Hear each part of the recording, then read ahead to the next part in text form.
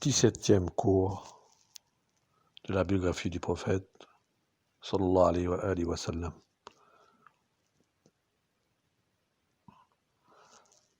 Bismillah ar-Rahman ar-Rahim. Les vraies normes de la biographie du prophète, les normes authentiques de la biographie du prophète. Les plus importantes normes et règles sur lesquelles on doit s'appuyer pour authentifier la biographie du prophète sont, premièrement, l'étude des états et des conditions des transmetteurs du hadith, du récit. La première chose qu'il faut observer dans le hadith transmis, c'est la chaîne, le support. C'est un ensemble de noms de personnes qui nous ont transmis le hadith, le récit ou l'événement historique. Il faut étudier les états et les conditions des rapporteurs pour connaître leurs penchants, leurs liens politiques et leurs liens d'intérêt.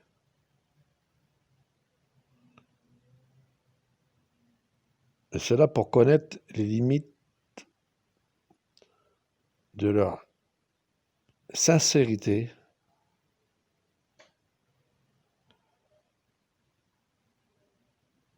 et connaître la précision de leur information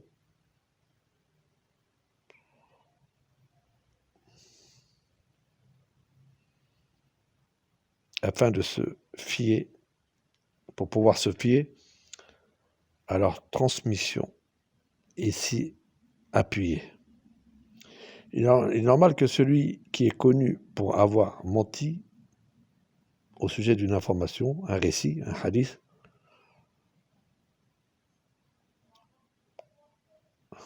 pour ne pas avoir été précis dans sa transmission, on ne pourra pas s'y fier.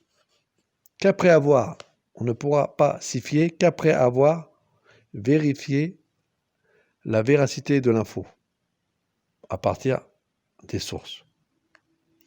Également, celui qui est connu pour suivre ses passions politiques, idéologiques ou d'intérêt, il n'est pas possible de prendre ce qu'il nous a transmis.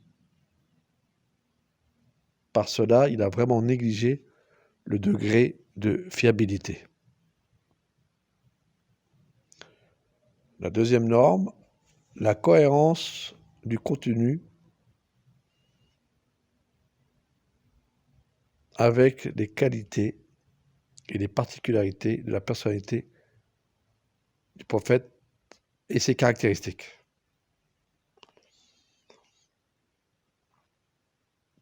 Donc il faut que le contenu des textes soit cohérent par rapport aux qualités et aux particularités de la personnalité du prophète. L'exemplarité du messager. Lorsqu'il existe un texte accepté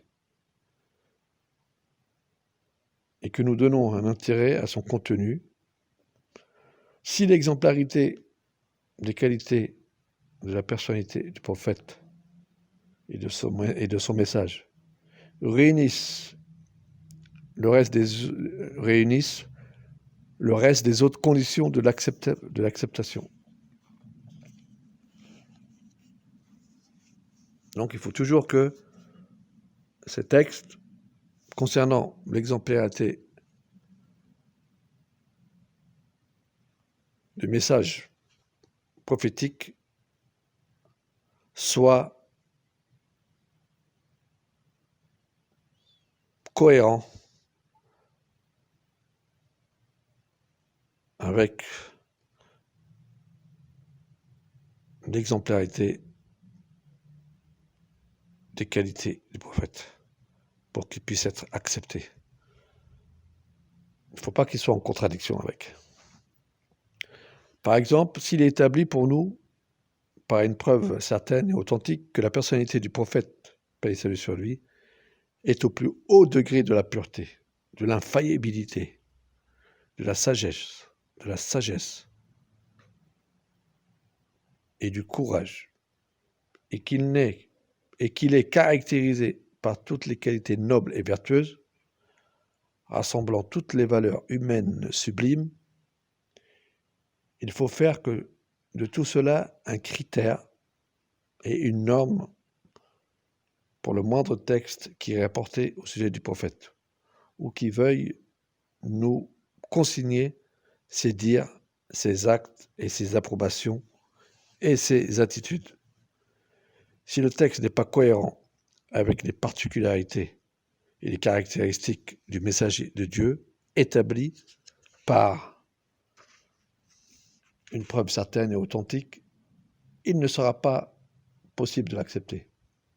De même, si un texte est attribué au prophète, que Dieu nous en préserve, comportant un vice ou une perversité, ou l'adoration de statues, ou d'agissement exprimant son ignorance, ou son absence d'équilibre,